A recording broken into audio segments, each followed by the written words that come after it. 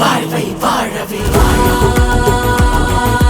வாழா என் வாழ்வை வாழவே. சாணக்யா இன்டர்நேஷனல் அகாடமி உங்களுக்குள் இருக்கும் தலைவரை வெளிக்கொண்டு வரும் பியூர் பாலிடிக்ஸ் பயிற்சி பட்டறை. நேரடி மற்றும் இணைய வழி. Contact 7338824242.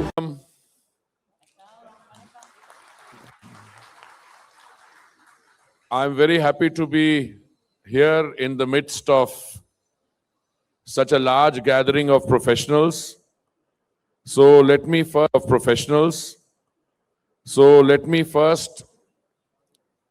me start by thanking those who have organized this program. I think in any such listing, Shri K.T. Raghavan deserves not a special mention but a word of appreciation. Thank you, sir. I'm also very, very happy that the head of the BJP Mahila Morcha, Vanati ji, is with us. Thank you for gracing the occasion. Then Professor Kanaha Sabapati, who's the Vice President of the Tamil Nadu BJP, and my friend Shri Sundaraman. Thank you all for being here. And thank you very much for giving me this slot to interact with you. Before I came on the stage, I inquired from my colleagues as to what kind of a format they would like. And they said maybe I should speak for some time and then open the floor out, open for interaction. By interaction, I mean you might want to ask a question, you might have a comment, and if you may, maybe I can clarify. But I think when you are dealing with highly accomplished and successful professionals like yourselves, that is a better format than the traditional political format where a political person comes and just speaks to you and goes away after that. Let me start by saying that I have a particularly close personal connection with Tamil Nadu. Not many of you will know this, and I don't get an opportunity to say it very often, but my elder daughter is married to a lovely Tamil boy. We have two grandchildren. One is 15-year-old, the other is 8-year-old, and they are equally proud of their Tamil heritage as they are of their Punjabi Sikh heritage. So whenever I come into Tamil Nadu, I feel a special affinity. Anyone who comes to talk to you a gathering like this would naturally want to be very, very careful. Why? Because this is not a political gathering. And yet, in many respects, it is more important than a political gathering. Because each one of you, whether you are a doctor, one gentleman, doctor came here just now, he is a Padma Shri, which he got 20 years ago. In his daily life, how many people does he contact with?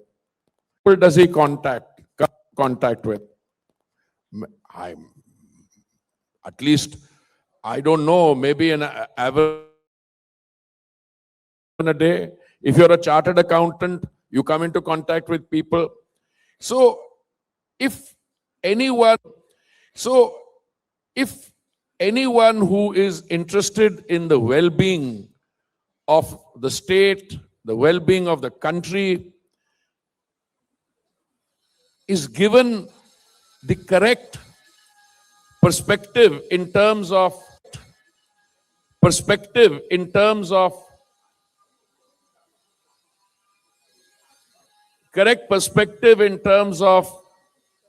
the not only what is going on, but the trajectory which we are following. Trajectory which we are following.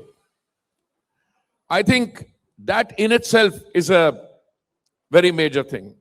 I want to share with you a small incident in my life.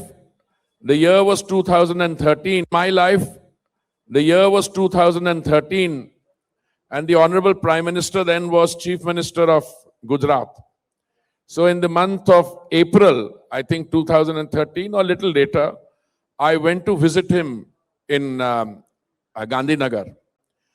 Gandhinagar.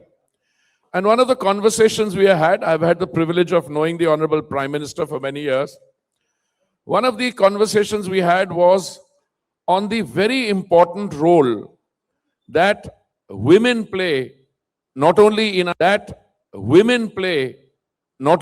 our society, in our developmental programs, but overall. And the conversation went from the role of the mother, the daughter. If you look at Indus Valley civilization, if you look at Indus Valley civilization, if you look at the position given to the mother goddess, and we started talking about the political arena. And I can tell you with a great degree of satisfaction, this is my 9th year. This is my 9th year as a minister in the Honorable Prime Minister's team.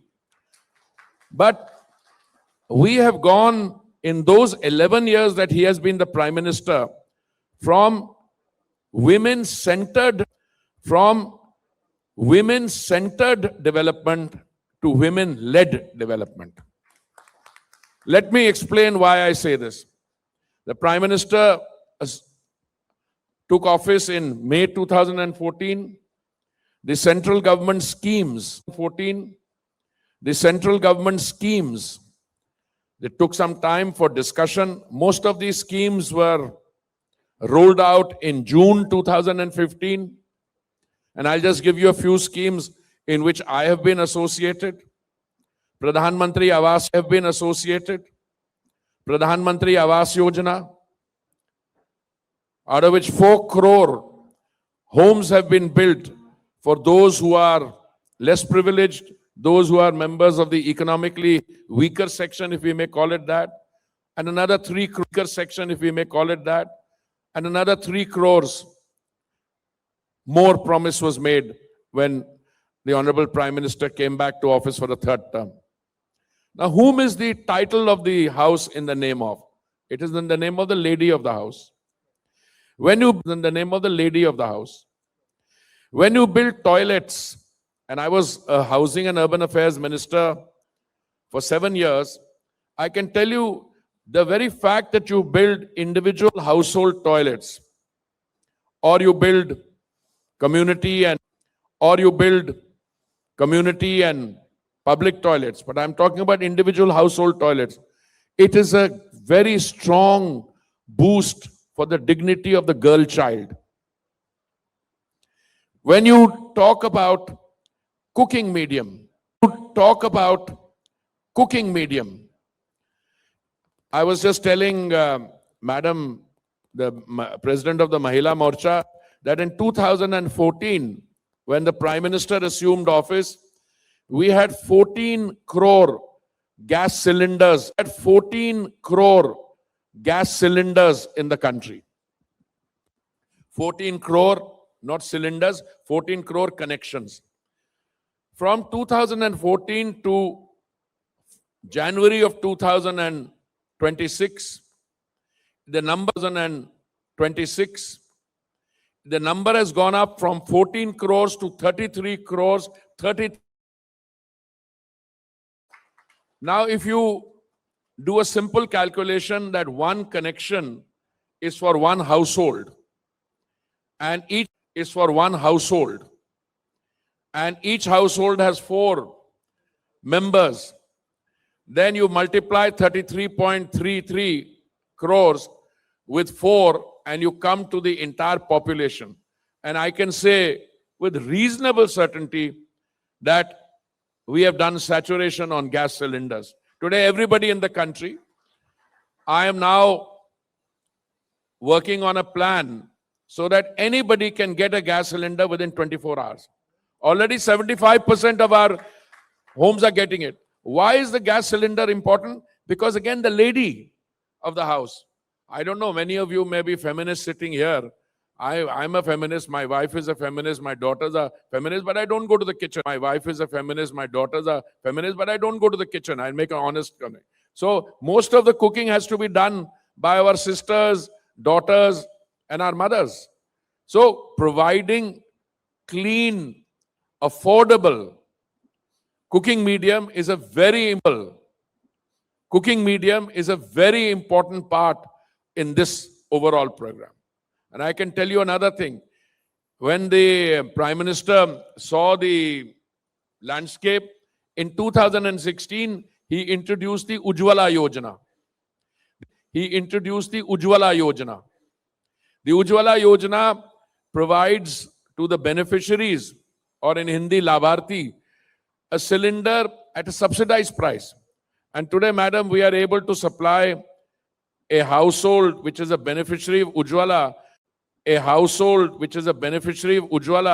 a cylinder for as little as 550 rupees per cylinder, which is, if you calculate per day, the cooking expenditure is only 7 rupees or so. Now, since the outlining of the scheme, its initiation in 2016, today there are over 10 crore beneficiaries of the Ujjwala scheme. And earlier the gas cylinder LPG, which is the product of a refinery, that was available only in urban areas. Today I'm very happy to inform you that 80% of the beneficiaries of the Ujjwala scheme are in rural areas. Madam was asking me about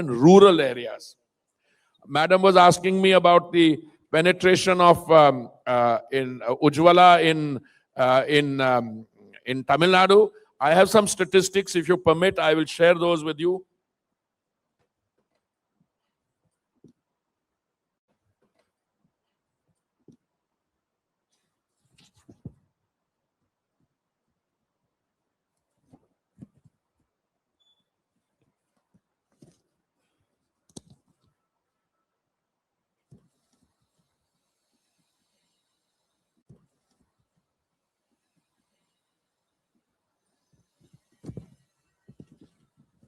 I'm going to digress a bit.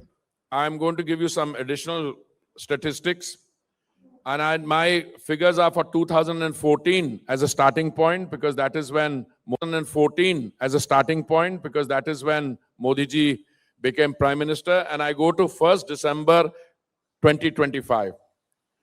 The LPG connection in the state of Tamil Nadu in 2014 was 163.63. This has to be lakhs. And today the figure has gone up from 163.63 lakhs to 269.75 lakhs. It's almost double.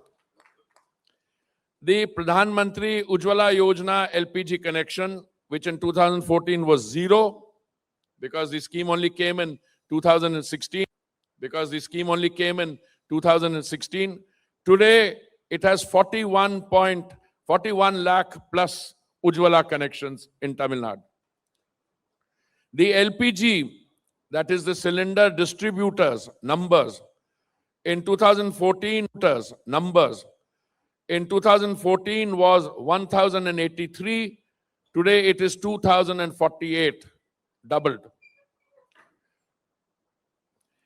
Petrol pumps in 2014 were 443. Today it is 7,980, more than doubled. The PNG,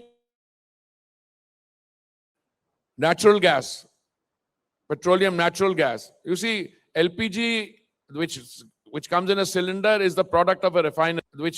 Which comes in a cylinder is the product of a refinery. Natural gas is there it was 0. Today it is 60,943.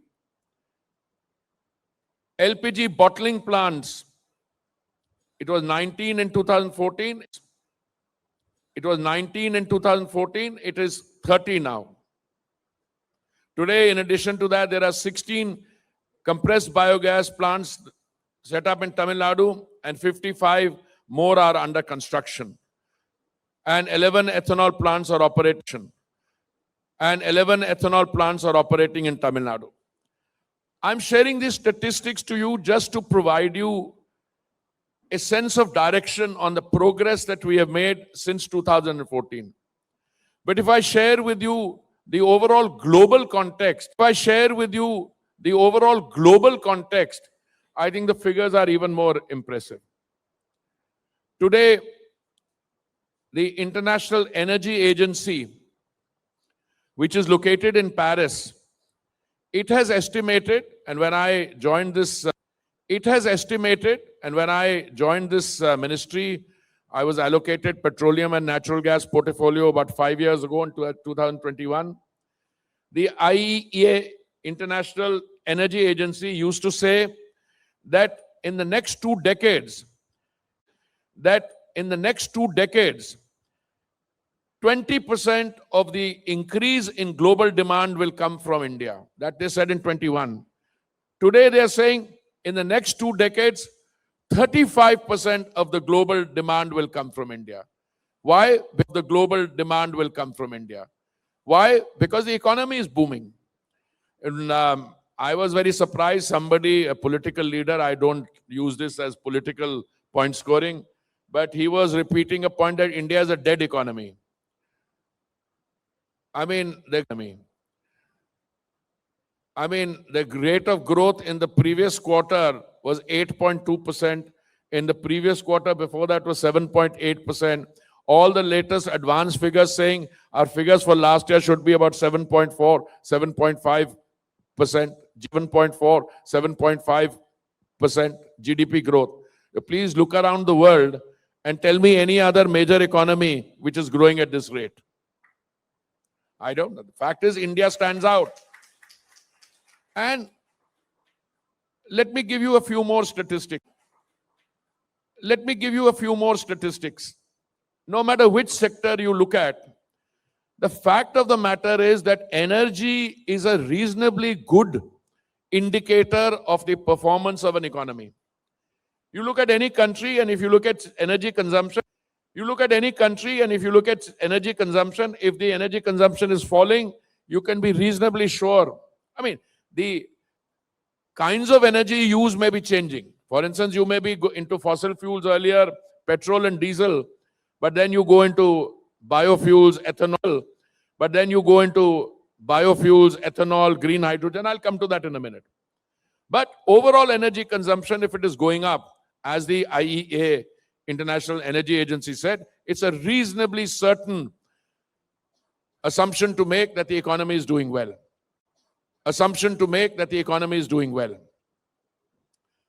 When I was, I spent 39 years as a professional. I was a civil servant. I was a diplomat. I was posted to Brazil as ambassador in 2006. The then government wanted to emulate the Brazilian biofuel experiment, and a decision was taken that 10 of our states and union territories, in only those 10 we would try 5% biofuel blending.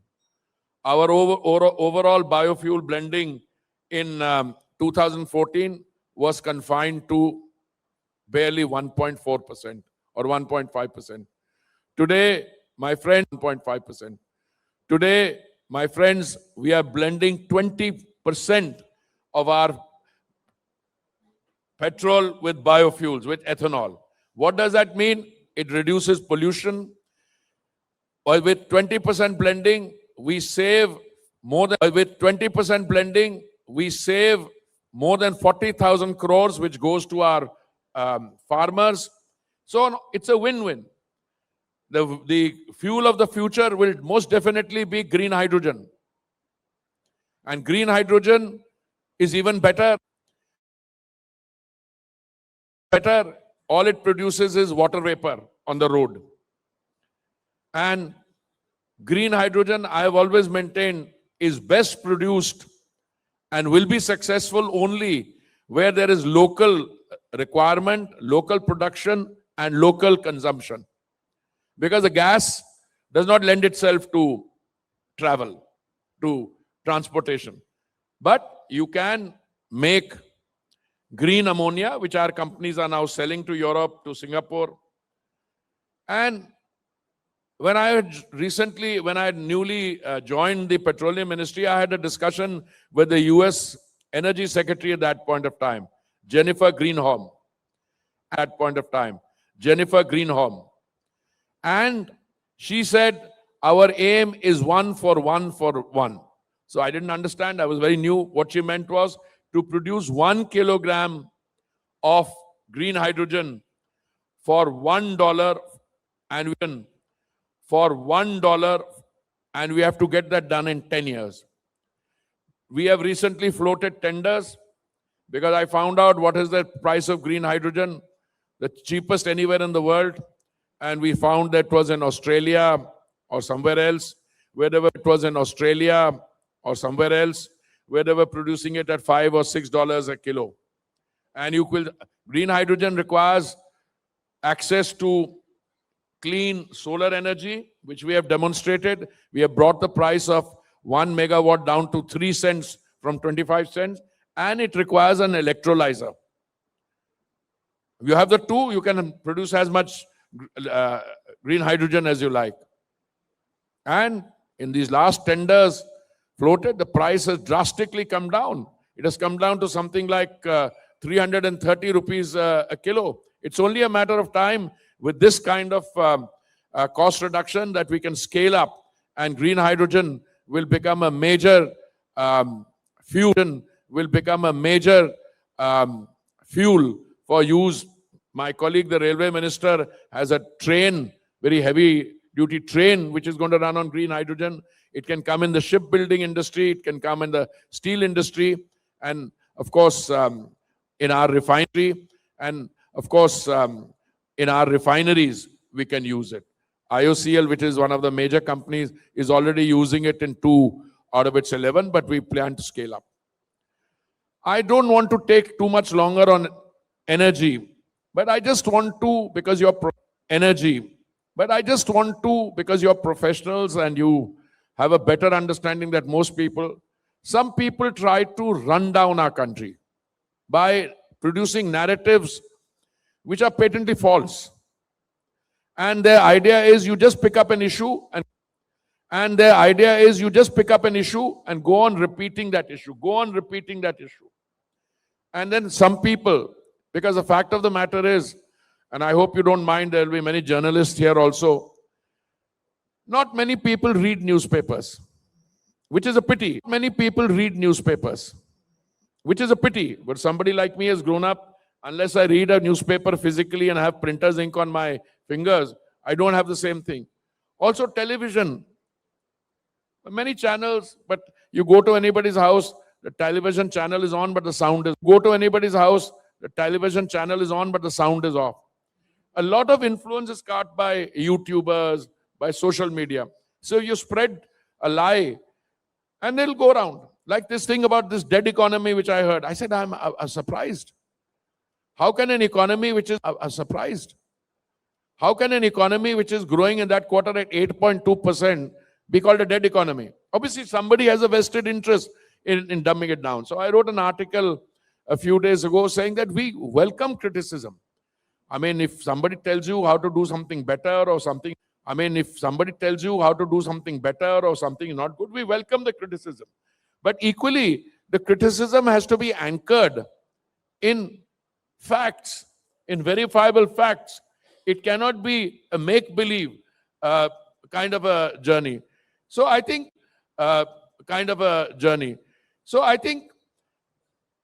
More and more people are realizing that when the Modi government or the BJP or the NDA and the state governments, when they talk about developments, it's there to see. We were a 2 trillion. It's there to see. We were a $2 trillion economy in 2014. We were at roughly the 11th position. Today we are with over doubling of the GDP, it is on to past 4.3 trillion. Doubling of the GDP, it is on to past 4.3 trillion. And we will very soon be the third largest economy. Now when we talk about Viksit Bharat, what would be the average age of our friends sitting here?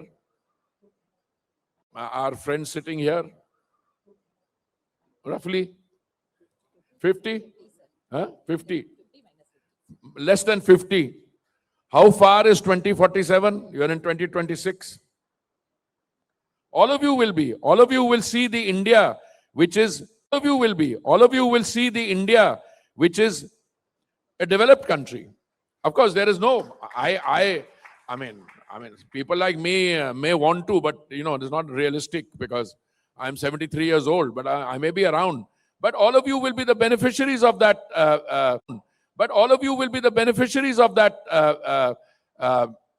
Viksit Bharat, which is a developed country. What is the definition of a developed country? I tell you, I spent 39 years in the Foreign Service, 4 years in an international think tank, 39 plus think tank, 39 plus 4 is 43, and I'd worked for a year also as a lecturer in Delhi University in St. Stephen's College. 43 plus 1, 44, and I've been a minister for 9 years. So I've been around for a long time. In many ways, India is more developed today than many of the countries which call themselves developed. Why? Because of the program of social and financial inclusion. Because today you are providing still 3 meals of dry ration, which started during the pandemic, to something like what? 80 crore households. It has not been removed. It has not been removed. Look at your statistics. Our food grain production has gone up from, 240 million tons to 350 now. Our rice production is now 150 million tons. There was a time when you were looking for what is called food aid under PL 480. You are too young to remember that period, but you can read it in the history book. Today, you are a net exporter of food. So, the country is changing. When I was civil aviation minister for 2 years, from, I think it was 2019 to 21, we had 74 airports.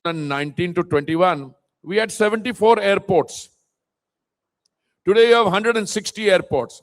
I just took a flight this morning from Chennai to Coimbatore, and our vice president was with me. Chocker-block full.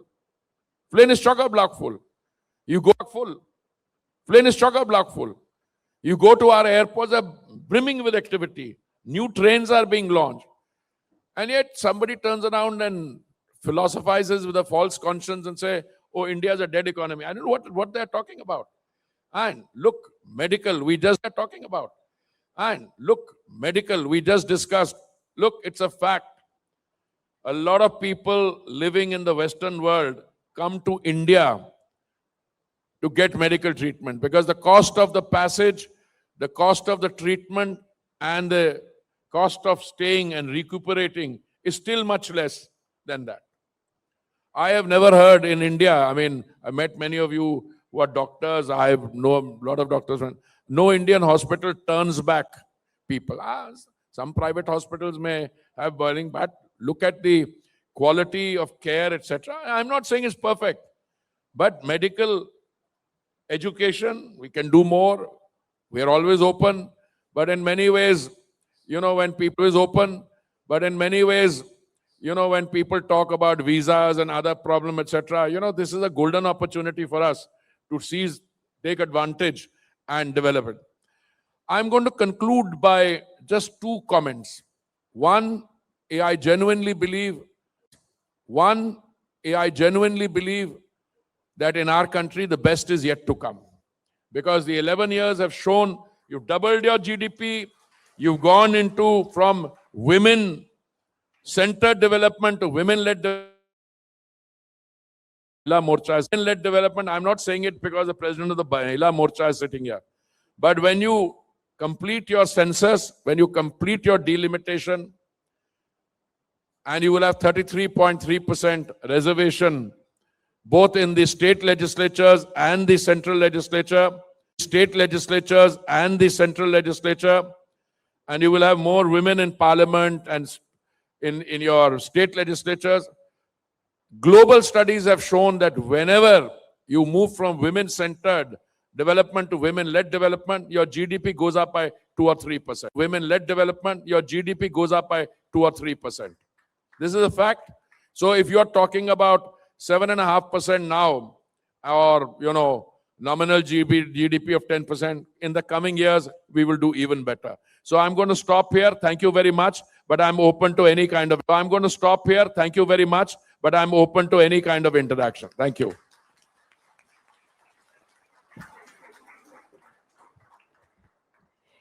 Thank you, sir. Thank you for sharing lots of data, statistics on how our Prime Minister-led government is taking our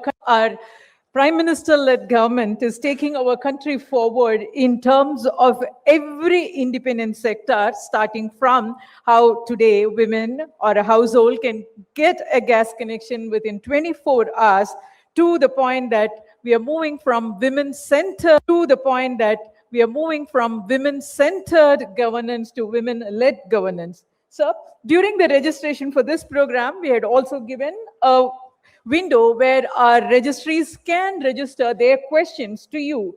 And we've collated the question, and now may I just go ahead with a few of the selected questions presented here. We have a question from Mr. Badri Narayanan, Chennai, and the question is, how is the ministry balancing energy security with India's clean energy and climate commitments?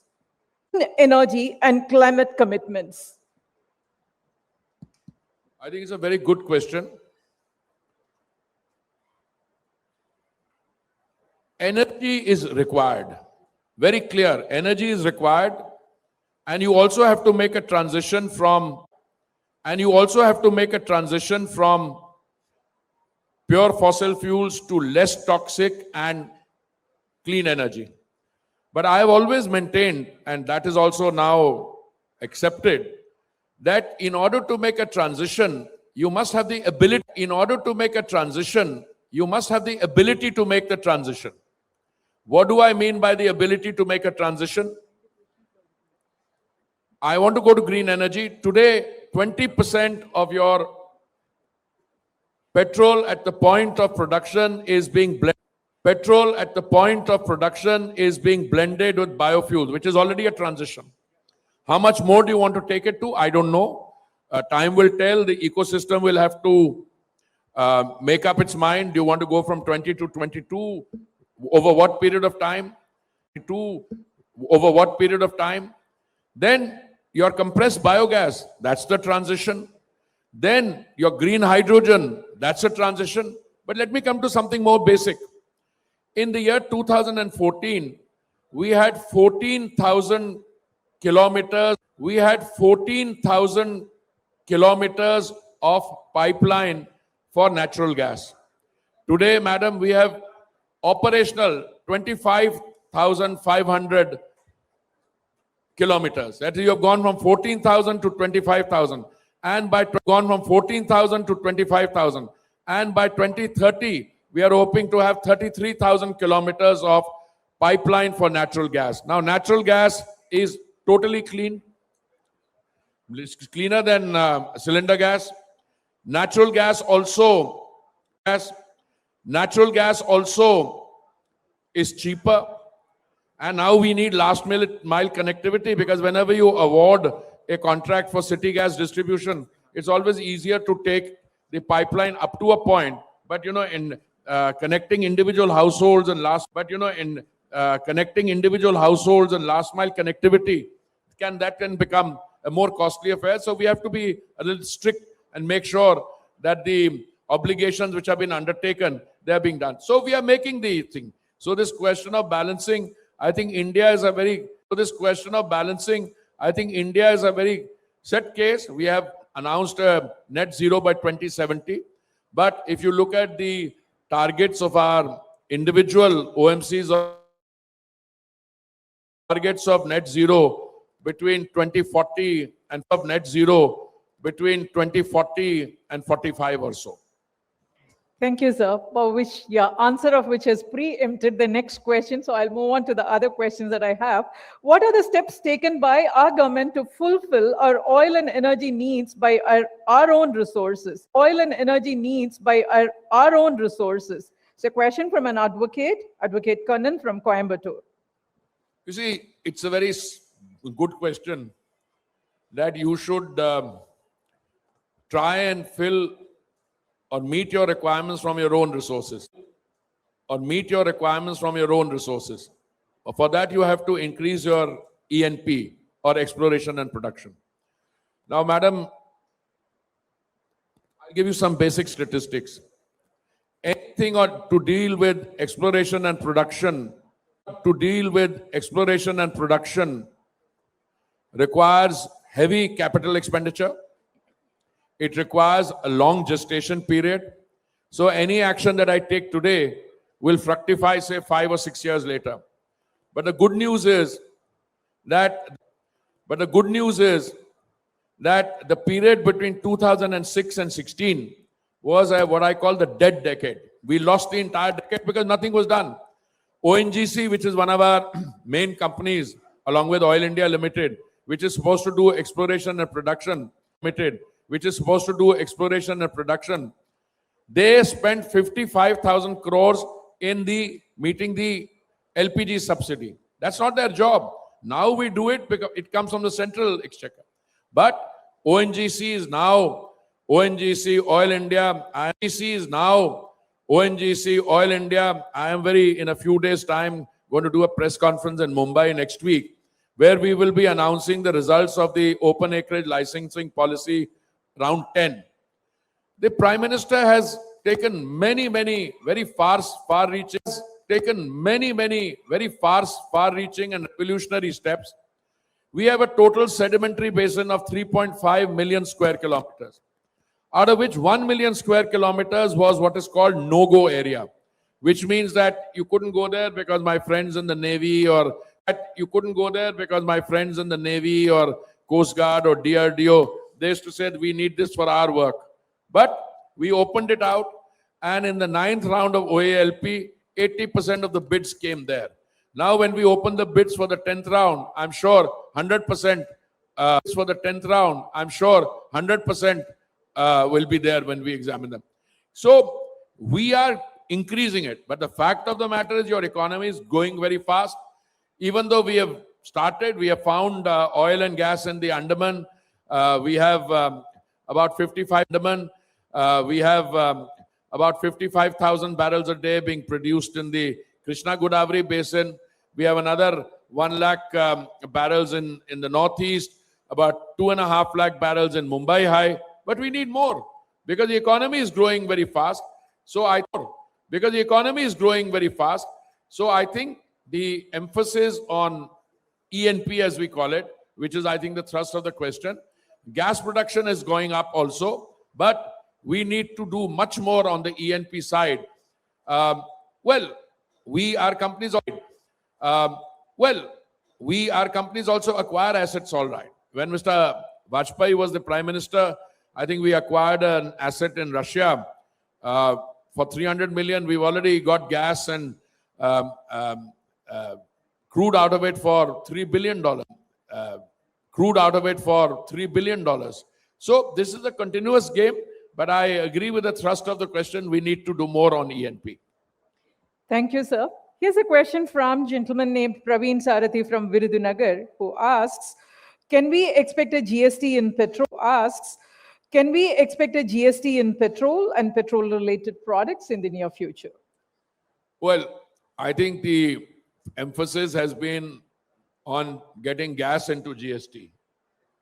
And, well, I have a simple answer. GST Council takes decisions on consensus. Everybody has to agree. Many of our states, I'm not taking the name of any state, they derive their revenue primarily from alcohol and petrol and diesel. They don't want to give up the revenue. So I think on gas, we will be able to get it. I have had discussions, some reluctance, but I'm seeing that we may be able to get it done. Overall, all energy in GST, well, I'm on the positive side, but we have to do a calculation. The states have to come on board. Thank you, sir. There are multiple people who have asked a question on this. Particular segment. With the US hold on Venezuela and the expansion of India's crude sourcing from 27 to 40 nations to safeguard our energy security, with a recent US proclamation, and regarding the oversight of Venezuela's 303 billion barrel reserves, the world's largest, how do you view this as a potential long-term hedge against market volatility? First of all, madam, I want to make one submission to you. There is no shortage of oil in the world today. More and more oil is coming on the global market. More and more oil is also coming on the global market from the Western Hemisphere. Brazil, a country I know, they used to produce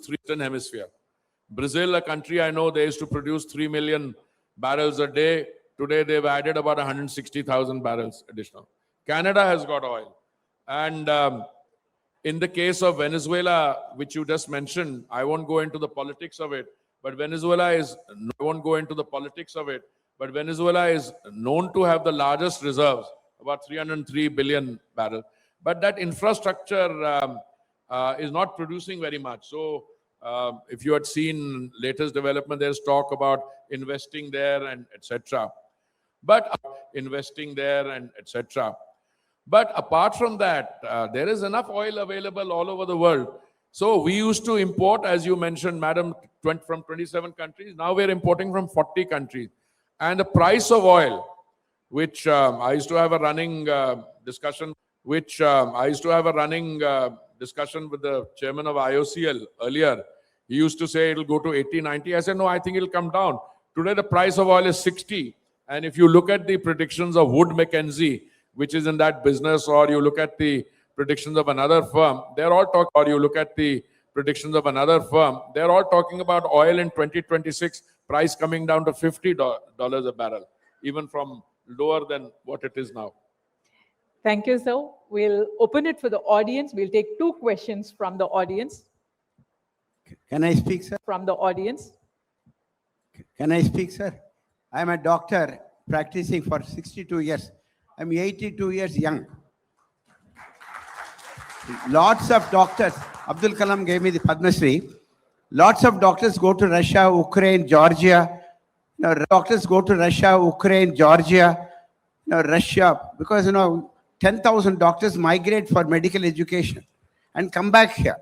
Why can't we allow more medical colleges like engineering colleges? Our children need not suffer because there is a impediment. They want a speed money. I totally agree with you.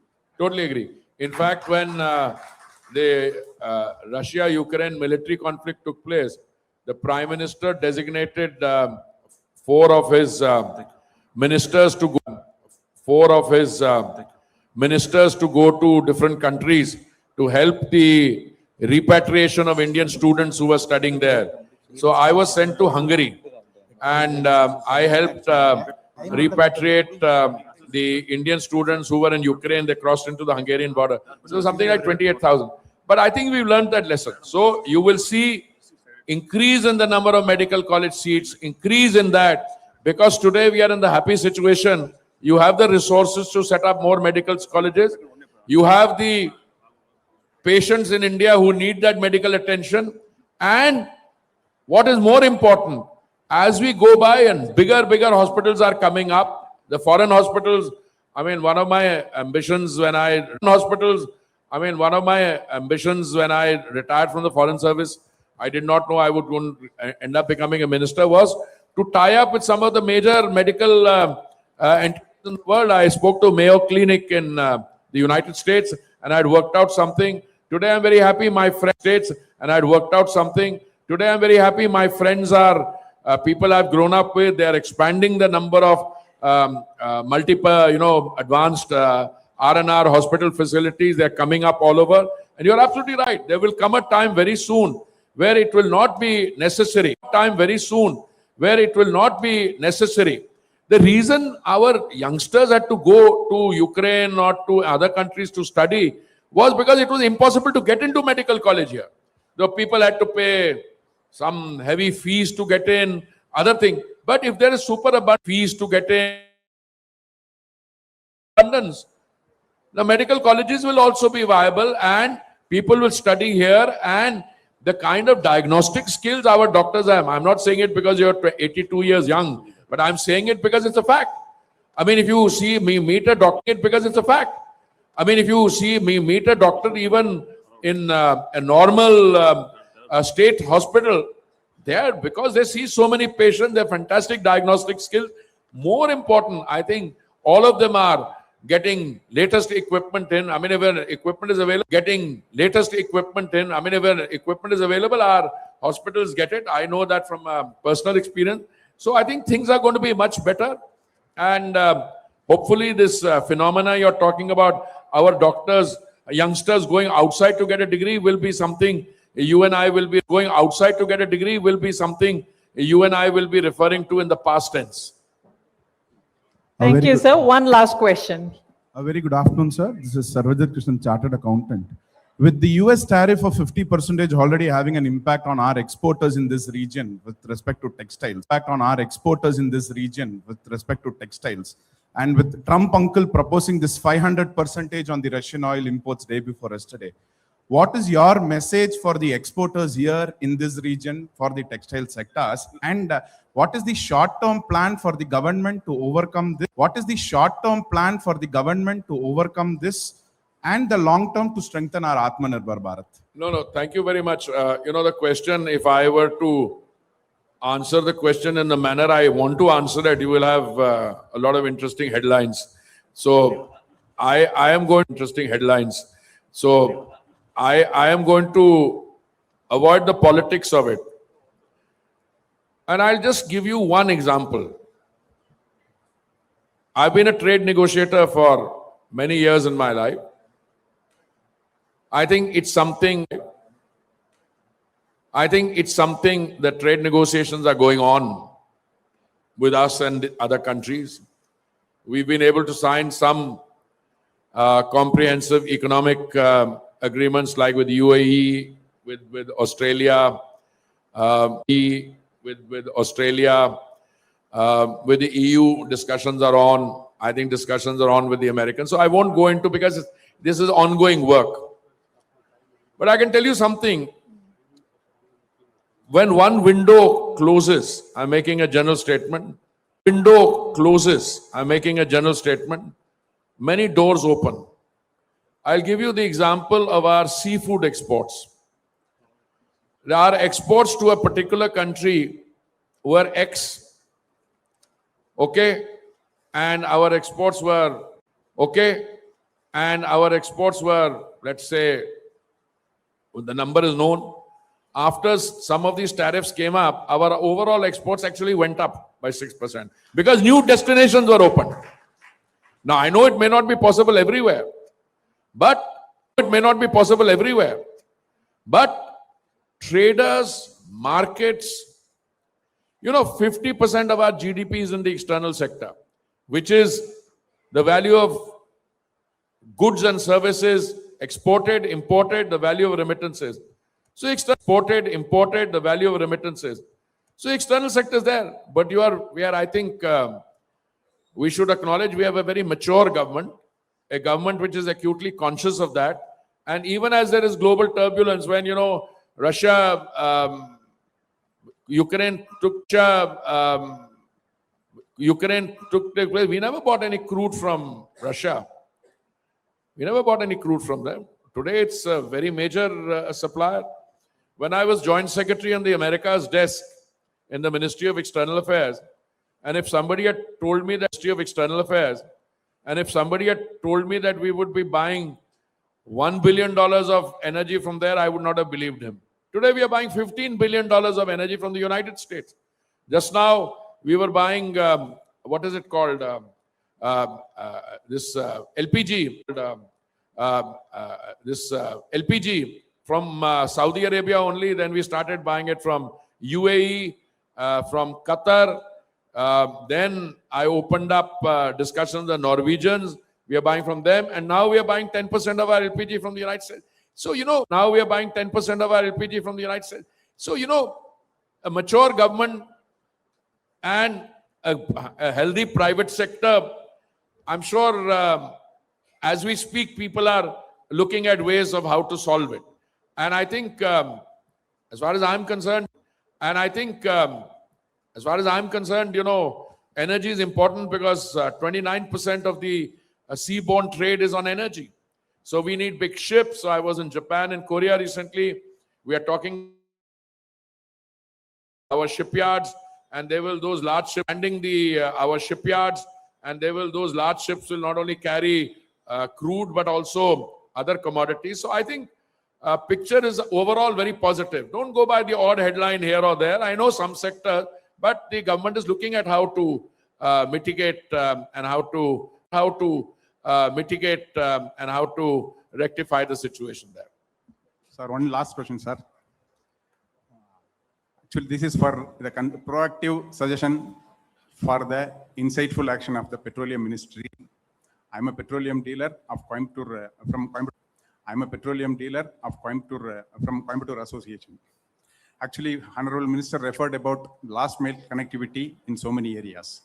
We are suggesting, actually, we have a last mile connectivity with respect to kitchens of all homes through the Petroleum Ministry by Ujjwala scheme. It was a very great scheme that you have clearly explained from 14 crore to 33 crores and odd numbers. But as far as this state is concerned, as you have suggested, I am trying to be apolitical.